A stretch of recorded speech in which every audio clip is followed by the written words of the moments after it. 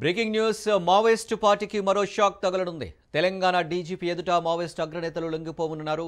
DGP ఎదుట 38 మంది మావోయిస్టులు లొంగిపోనున్నట్లు తెలుస్తుంది. ఆజాద్, అప్పాసి నారాయణ, ఎర్రాల లొంగిపోయే అవకాశం ఉన్నట్లు సమాచారం. అలాగే కేంద్ర రాష్ట్ర కమిటీ సభ్యులు లొంగిపోనున్నట్లు సమాచారం అందుతుంది.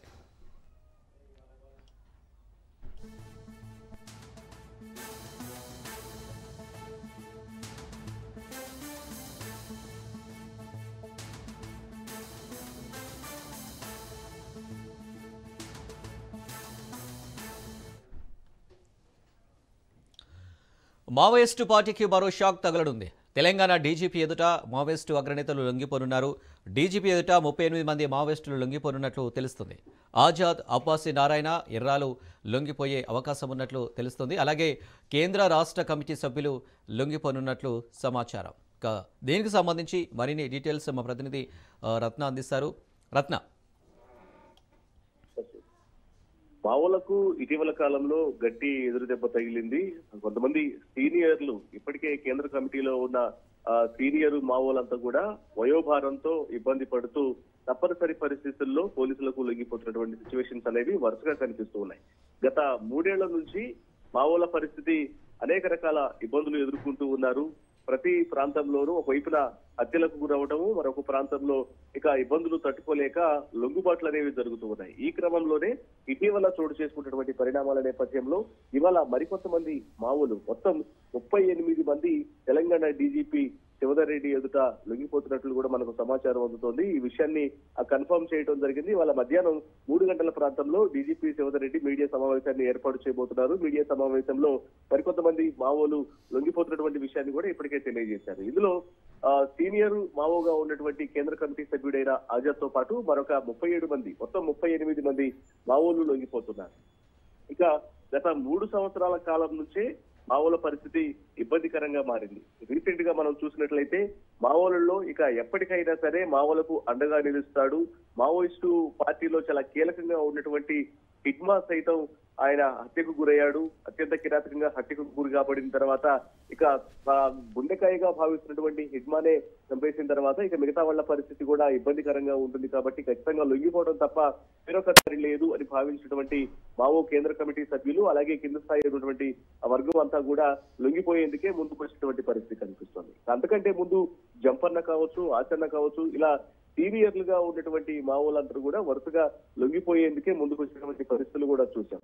ఇది గత 3 సంవత్సరాల కాలం నుంచి కూడా మావోల యొక్క పరిస్థితి అనేది ఇక లొంగిబాటే తప్ప లొంగుబాటే శరణ్యం తప్ప ఇక వేరొక ఆప్షన్ లేదు అంటూ కూడా భావించాల్సినటువంటి సిచ్యువేషన్స్ అనేవి వరుసగా ఎదురవుతున్నాయి.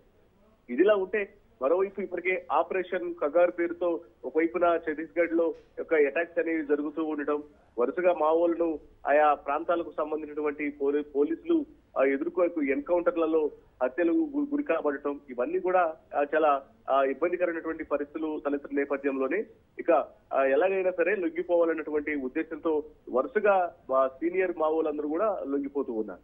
వారితో పాటు వైపున కేంద్ర కమిటీ సభ్యులు లొంగిపోతూ ఉంటే మరోవైపున వారిని అంటిపెట్టుకున్నటువంటి ఇతర మావోయిస్టు వర్గం కూడా వాళ్లతో పాటు లొంగిబాటుకు గురవుతున్నటువంటి పరిస్థితి కనిపిస్తోంది.